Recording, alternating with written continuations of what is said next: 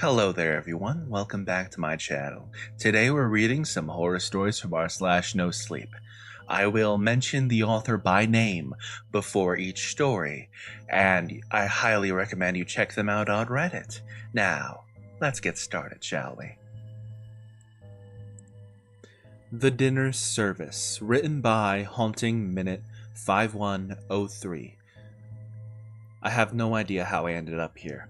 One minute I'm completely broke, desperate for anything that'll put cash in my pocket.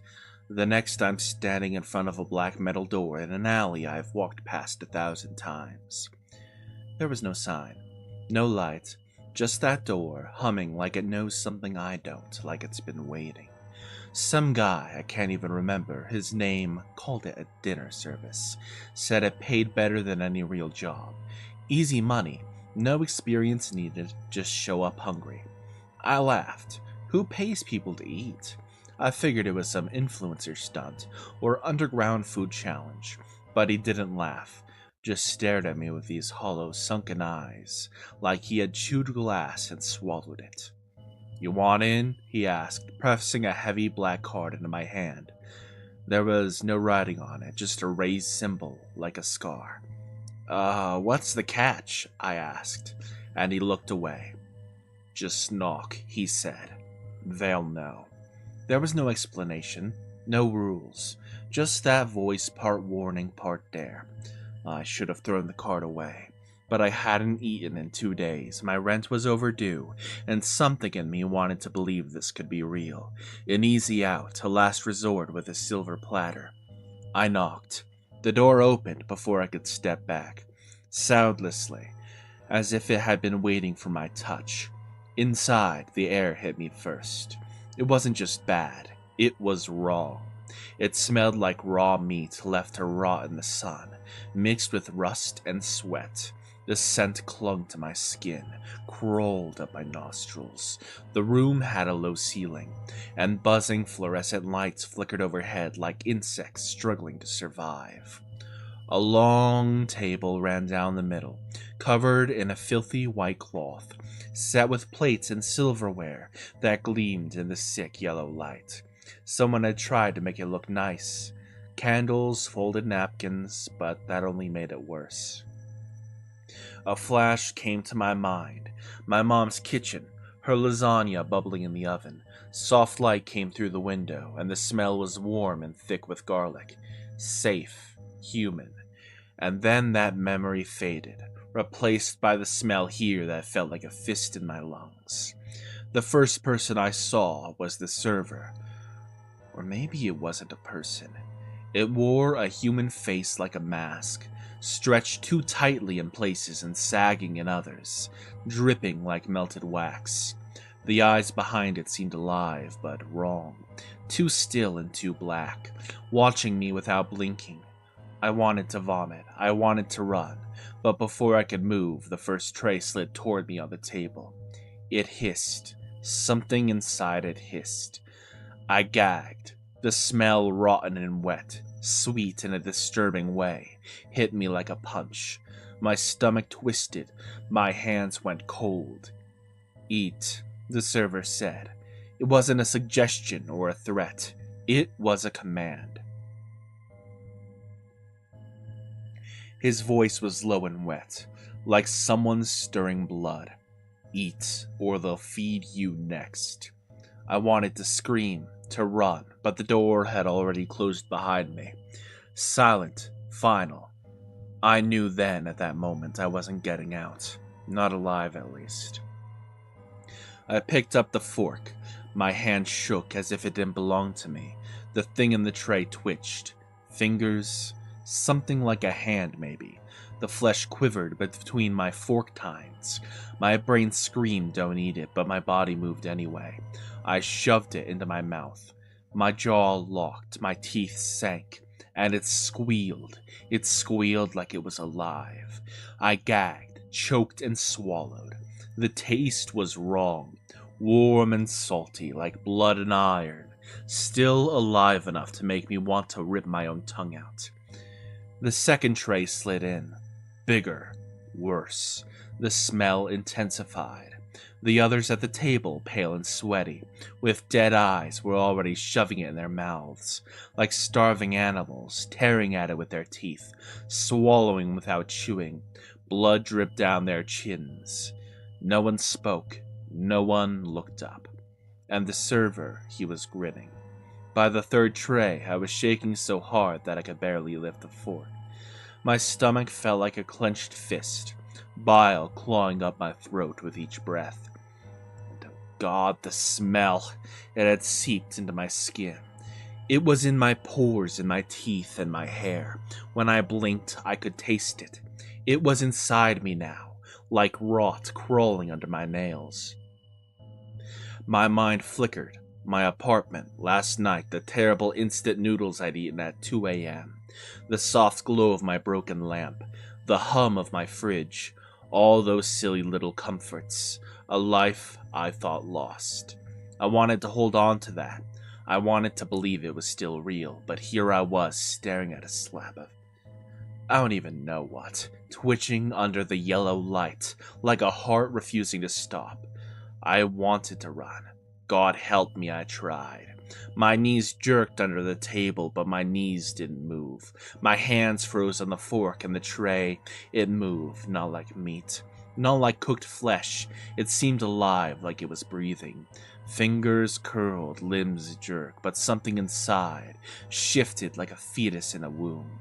A wet, gurgling sound rose up around me, but no one at the table was making it.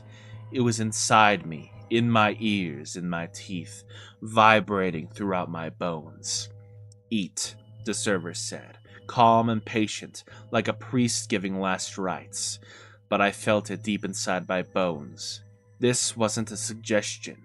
It was gravity. Eat or they'll feed you next. The fourth tray arrived, and that's when I saw it.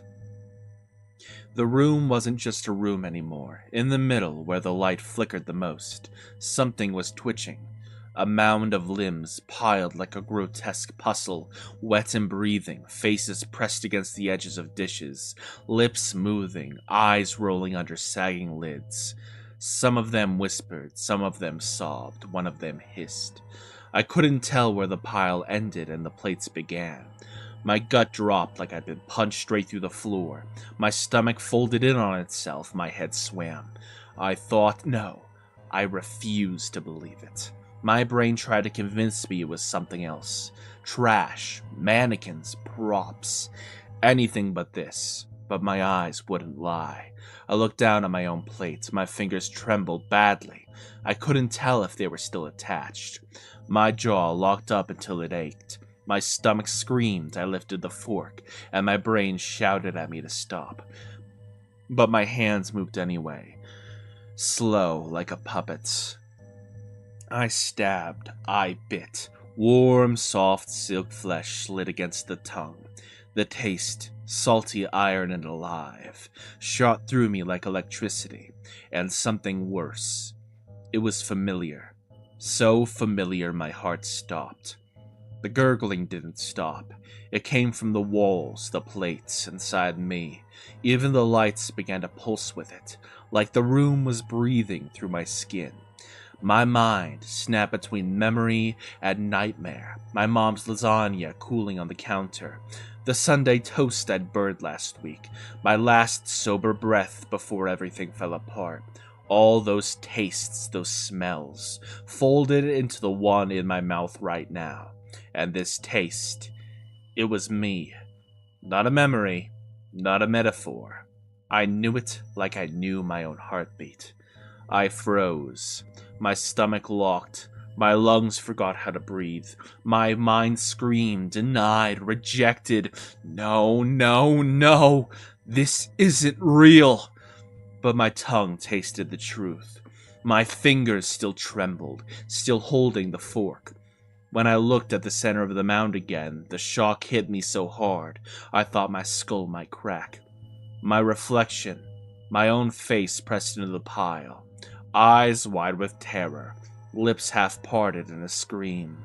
I felt echoing in my own throat, my hair matted with blood, my skin a slick sheet of meat. I blinked and it blinked back. I couldn't move, couldn't breathe, couldn't even blink properly. Denial rushed through me first. This isn't me. This is some sick trick, some mask. But the horror crawled up my spine. My humanity was slipping away like marrow pulled from a bone. The server leaned close. I felt his breath damp and hot against my cheek, the dripping mask hovering inches from my face. Up close, I could see the seams where it had been stitched, the way it twitched like something was moving beneath it. It wasn't a face at all. It was a window. Something behind it was chewing. Something human. Eat, he whispered. His voice was wet velvet sliding through my ears. Or be eaten. And my hands moved. I bit. It hit me like fire and ice at once. More metallic, alive, and mine. I tasted myself and it was wrong, yet it was so good. My stomach convulsed, but my hands kept moving, lifting, stabbing, shoving. Every nerve screamed at me to stop. Every fiber of my being obeyed instead. The mound of flesh at the center twitched and gurgled, a mountain of faces pressed into meat. Eyes wide with horror, lips forming silent screams. My face was there too, my own face wedged among them, like a reflection in a butcher's mirror, watching me, pleading. And I kept eating. The server leaned close, his mask slick with something black dripping onto my hands, his breath warm and damp on my neck. Eat, he whispered. Voice low, patient. And I am still hungry. That is the end of today's video. I hope you all enjoyed what I had for you. Remember to like, subscribe, leave a comment down below, and interact with that new hype system if you got some hypes left for the week. I would really appreciate it. Now I will see you all next time. Bye bye.